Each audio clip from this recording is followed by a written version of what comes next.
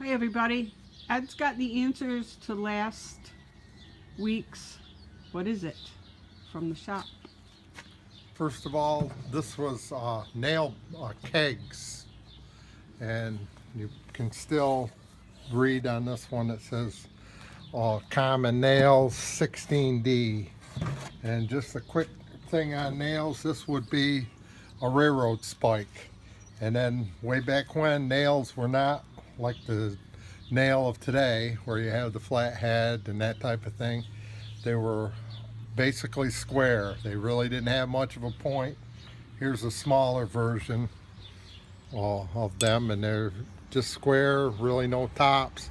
This one is used, that's why it's flattened out on top. It was just like this to begin with, and like the railroad spike, when you pounded them in, you would turn around and flatten them out. Now the other one was a corn planter, and I'll tell you the little song that we used to sing, well, or didn't sing, but used to tell when we were planting when we were kids. And that was 2 for the blackbird, 2 for the crow, 2 to rot, and 2 to grow. Every time that you did like that, inside there's a mechanism, I'll show you, and it turns. It turns in there, so every time you went to push to the head, you would drop a kernel of corn down through, and you would push this into the ground and then push ahead and go down through, and that's how you would plant your corn. And kind of just quickly an overview of what's going on with corn planters is then this is a real old one from an International, I think 2-row. These plates, what they call plates now, although we have even gone over to air planters, but they are inside of this mechanism, and it sits on, and it actually had a little place so you could see it from your tractor to tell when you were getting low on corn. And as you went along, they were either ground driven with a small chain on them, and some newer versions now, the air planters, there's a lot more hydraulics and that type of thing. And then just to quickly on the different types, or actually you would call it size, the way they size corn.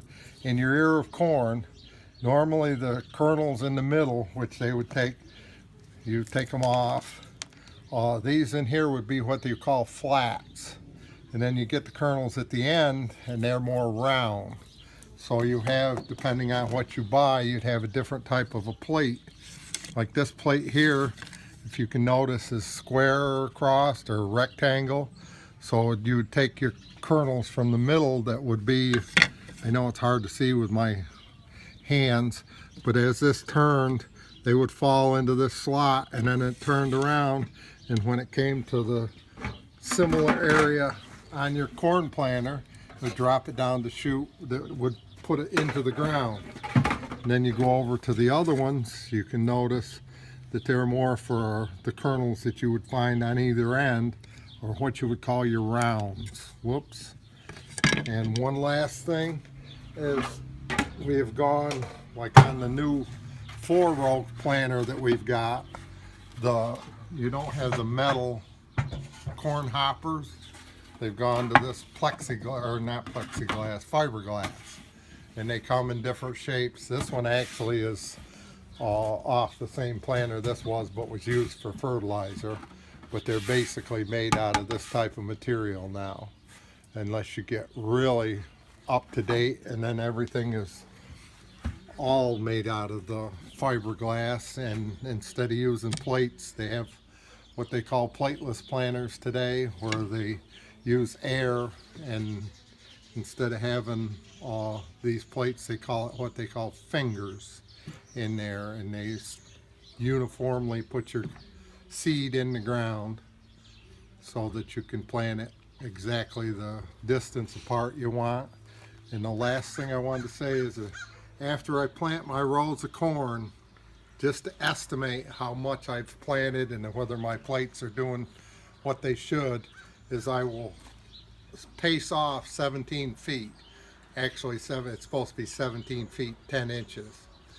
And then you count the number of kernels that the planter left, and say for example there's 40 kernels in your 70 or 17 feet, you put 3 zeros behind that, so you were putting 40,000 kernels of corn in per acre. And that's on the high side. I plant a lot of my corn on the high side. A lot of your bags, I notice when you read them, they recommend 34,000, 32,000, 36. But I usually run a little bit higher because I'm still planting 2 for the blackbird, 2 for the crow, 2 to rot, and 2 to grow. Till next time, we'll see you.